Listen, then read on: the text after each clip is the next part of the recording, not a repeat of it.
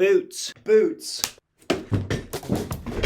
It's Black Friday. It's Cyber Monday. Christmas is around the corner and winter is coming. I just got my favorite barefoot boots ever, and at the end of this video, I'll also let you know my list of the only other barefoot boots I would recommend checking out. So Lems is notorious for the Boulder Boot. From my perspective, they set the standard for a barefoot style boot. It has one big problem. People recommend this as like a barefoot winter boot, but check out the tread. This is foam. Foam, not great. You slip around a little bit. You can wear them, but you just gotta be really careful in actual slippery winter weather, okay? So that's why they made the Boulder Boot Grip, specifically designed to help with the slippage on snow and ice and water and stuff. But when I was in the pedestrian shop in Boulder, Colorado, they had a wall with Lems shoes and boots, and I noticed one that I hadn't seen before, or at least I didn't think I'd seen before. A boot that has deep, substantial tread and kind of a cool, tactical, utility style. These are the Lems Outlander.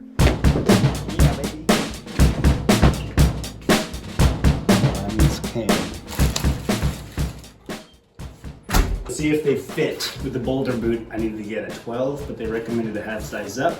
This time they said true to size, so I got an 11.5. Tread looks pretty good. Okay, so these are definitely the right size. Whoa! Sheesh. How cool.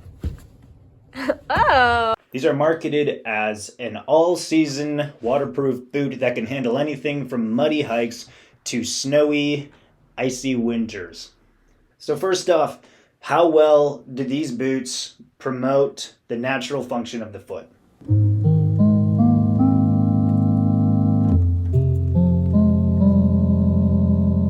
How wide is the toe box? These have the same Lems wide natural shape fit as the Boulder boot, so they feel quite similar. I measured it, and the toe box at its widest is about 4.5 inches or 11 centimeters on this 11.5 size pair. It's decently wide, but my toe will still brush up against it while I'm walking sometimes, right? But pretty decent, standard or slightly better than, an average barefoot shoe like a Zero or something. How deep is the drop? There's zero drop, totally flat. There is some minimal contouring from this insole, but overall these are going to allow your feet to really sit and work naturally the way they're supposed to. What's the stack height? They definitely feel significantly higher up than the Boulder boot. The stack height is 16 millimeters, which is thicker than both the Boulder boot at 10 millimeters and the Boulder Boot Grip at 13 millimeters. So you'll see that they're a little bit thicker. To me, doesn't feel too thick, but there's not going to be a ton of ground feel or whatever. And how flexible is the boot? Well, it's a little bit flexible, but not that flexible. It's going to be less flexible than the Boulder boot, but they're going for a little bit more support in this one. They'll probably take a little more breaking in than something like the Boulder boot, and they're just going to be a little bit more on the rigid side. What they gain in bootness, they lose a little bit in barefootness, kind of compared to the Boulder boot. So my overall foot health score for these boots is going to be a 26 out of 40.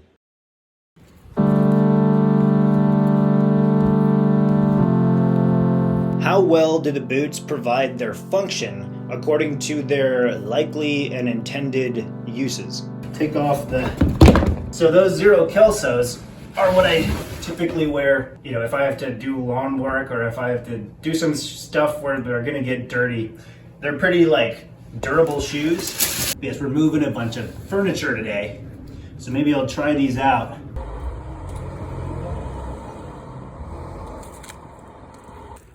So far, so good. They performed well. I tried taking out the insoles at one time just to see what it was like, and I actually like it better with the insoles in. I kind of had to break them in for maybe the first half hour, but since then they've been super comfortable. They do feel similar to the Boulder boot. Yeah, what can I say? I'm liking them. We're 12 for moving. Thank you. I'm gonna eat some sushi now. But what about winter? Huh? Winter's coming. Like I said, how do they perform in winter?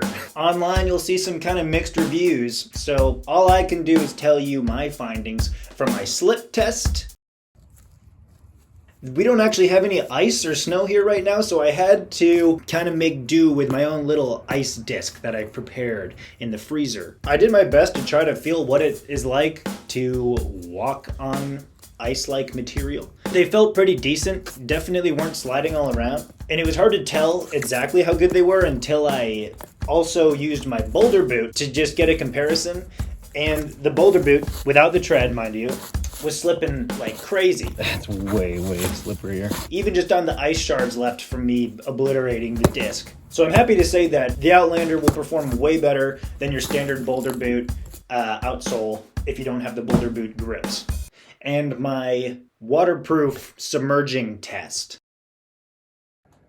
I put them in a few inches of water and I stood there for a few minutes.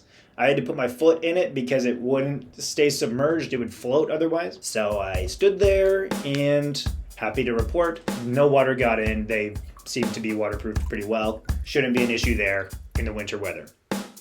And you might be wondering, how are they in the cold? And none of the Lems boots, to my knowledge, are insulated. So they're probably going to feel quite similar to the Boulder Boot. And they really get the job done for most normal like winter activities, you know. I haven't had any problems with them, so I'd expect these to be quite similar as far as just warmth. The structure feels pretty substantial, more substantial than the Boulder Boot. I think that's pretty much exactly what they're going for here. There's a lot of layers. They feel pretty sturdy while still having just enough flexibility to be comfortable. The tread is pretty awesome, especially compared to, once again, the Boulder Boot. You can see the difference in tread is pretty extreme. This is like foam and like the slightest amount of stuff gets caught in there. These have much bigger gaps and much deeper tread. It might be 4 millimeters just of tread, I think. And even the Boulder Boot tread, you know, I mean, this is made to be a little bit stickier maybe, but we got some deeper, more standard boot tread right here. To me, they feel pretty high quality. Like I said, lots of layers. They feel very sturdy on my feet. The one drawback I'd have is that they are cemented between the outsole and the upper, meaning that it's possible that they could separate, which is not the mark of a top-of-the-line product, right? And they're not going to be resolable or anything. And then how's the aesthetic appearance? You tell me. I mean, I think they're cool. I had this to say when I opened them. They look really good though. I like them. Yeah? Yeah. I think they're going to be cool because when I had Tim's back in the day, I really liked how they felt and they were easy to use in an outfit. So I think these might fill a similar role where you can kind of use them for whatever and they look pretty cool. But yeah, they'll be perfect for pretty much anything that I would be wearing boots for in the first place. I'm pretty sure they're also the style of boot that's only going to look cooler the older and more worn out they get, at least in my opinion. So, after all that, my overall function score for these shoes is a 36 out of 40, which is pretty good. But what about the Lucas scores? How much do I like the boot? And how much do I wear them? Well, you may have noticed that I like them quite a bit. I'm not going to hold back in saying they're my favorite barefoot boot that I have. I don't know if I'm going to wear my Boulder Boot anymore unless I really want something leather on my foot. Or something a little more comfortable and minimal feeling. Everything that I want out of boots, I feel like I'm getting. I really like them a lot. And how much do I wear them? Well, whenever I need to wear boots, I'm putting them on. Now, frankly, if I can wear sandals, I'm going to wear sandals, right? But if I got to wear shoes or boots, I'm reaching for these. I already have been wearing them quite a bit. So the total for my Lucas scores is 18 out of 20, which brings the total simple score to an 80 out of 100. Now, as promised, here is my little list of other barefoot boots that I would recommend that you check out. Number 1 is the Jim Green Barefoot African Ranger. This is the one boot that I see on comments all over the place. You know, people like the Boulder Boot. People love the Jim Green Barefoot African Ranger. It feels like it has a cult following. And maybe for good reason. From what I'm seeing, they're plenty wide for people with wide feet, and they seem to be made really well. Remember when I talked about the outsole being cemented to the upper? Well, the Gym Green has what they call a double stitch down construction, right? The outsole is actually stitched to the upper, which means they're built really well, and they're actually going to be resolable if you wanted to resole them, which is cool and quite rare for a barefoot boot. So if you're a hardcore barefoot footwear lover, that's one you might be interested in. And then number 2 would be actually the waterproof Boulder Boot Grip. You might notice these are smaller because these are actually my wife's shoes. But we tested these out last year when she got them, and I was really impressed with how much better these performed than my Boulder boots in the winter weather.